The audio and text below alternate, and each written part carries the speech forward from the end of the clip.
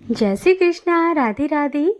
आइए श्रवण करते हैं कार्तिक मास का पहला अध्याय, या कह सकते हैं इसको पहला महात्म्य। वक्रतुंडे महाकाय सूर्यकोटि समप्रभ निर्विघ्नं कुरु मे देव सर्वकार्येषु सर्वदा।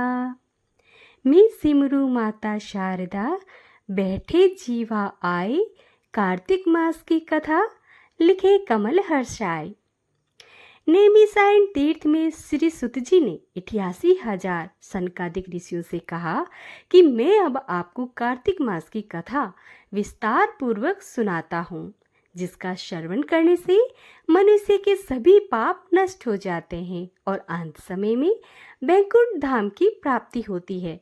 श्री सुत जी ने कहा, श्री कृष्ण जी से अनुमति लेकर देवर्षि नारद के चले जाने के पश्चात सत्यभामा प्रसन्न होकर भगवान कृष्ण से बोलती है, हे प्रभु, मैं धन्य हुई, मेरा जन्म सफल हुआ। मुझ जैसी त्रिलोक्य सुंदरी के जन्मदाता भी धन्य हैं, जो आपकी 16,000 स्त्रियों के बीच में आपकी परम प्यारी पत्नी बनी। मैंने आपके साथ नारद जी को वह कल्प वृक्ष आदि पुरुष विधि पूर्वक दान में दिया, परंतु वही कल्प वृक्ष मेरे घर लहराया करता है। यह बात मृत्युलोक में किसी स्त्री को ज्ञात नहीं है। हे त्रिलोकीनाथ, मैं आपसे कुछ पूछने की इच्छुक हूँ। आप मुझे कृपया कार्तिक महात्म्य की कथा का विस्तार पूर्वक सुनाइए, जिसको सुनकर मेरा हित हो और जिसके करने से कल पर्यंत भी आप मुझसे विमुख न हो। सुत जी आगे बोली। सत्यभामा के ऐसे वचन सुनकर भगवान श्री कृष्ण हंसते हुए सत्यभामा का हाथ पकड़ा और अपने सेविकों को वहीं रुकने के लिए कहकर विलास युक्त अपनी पत्नी को कल्पवृक्ष के नीचे लेकर फिर हंसकर बोले, हे प्रिय, 16,000 रानियों में से तुम मुझे प्राणों के समान प्यारी हो। तुम्हारे लिए मैंने इंद्र और देवताओं से विरोध किया था। हे कांते, जो बात तुमने मुझसे पूछी है उसे सुनो।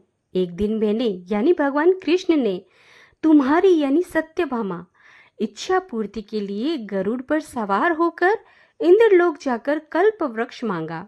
इंद्र द्वारा मना किए जाने पर इंद्र एवं गरुड़ में घोर संग्राम हुआ और गोलोक में भी गरुड़ जी गौओं के साथ युद्ध किया।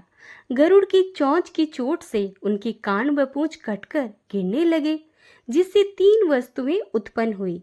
कान से तंबाकू, पूंछ से गोभी और रक्त से मेहंदी बनी। इन तीनों का प्रयोग करने वाले को मोक्ष नहीं मिलता। तब गौओं ने भी क्रोधित होकर गरुड़ पर वार किया, जिससे उनके 3 पंख टूटकर और गिर गए। इनके पहले पंख से नीलकंठ, दूसरे से मोर और तीसरे से चकवा और चकवी उत्पन्न हुए। हे प्रिय, इन तीनों का दर्शन करने मात्र से ही सुफल प्राप्त हो जाता है। यह सुनकर सत्यभामा ने कहा, हे प्रभु, कृपया मुझे मेरे पूर्व जन्मों के विषय में बताइए कि मैंने पूर्व जन्म में कौन कौन से दान, व्रत, जप नहीं किए, मेरा स्वभाव कैसा था, मेरे जन्मदाता कौन थे और मुझे मृत्युलोक में जन्म क्यों लेना पड़ा। मैंने ऐसा कौन सा पुण्य कर्म किया था जिससे मैं आपकी अर्धांगिनी हुई हूँ। भगवान श्री कृष्ण ने कहा, हे प्रिय, अब मैं तुम्हारे द्वारा पूर्व जन्म में किए गए पुण्य कर्मों को विस्तार पूर्वक कहता हूँ, उसे सुनो।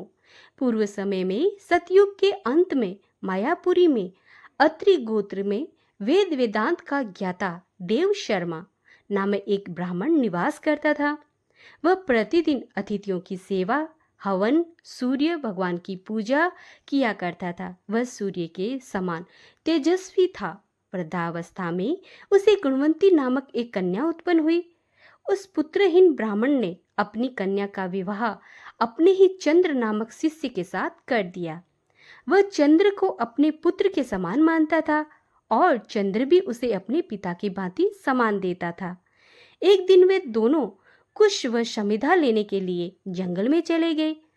जब वह हिमालय की तहलटी में भ्रमण कर रहे थे, तब उन्हें एक राक्षस आता हुआ दिखाई दिया।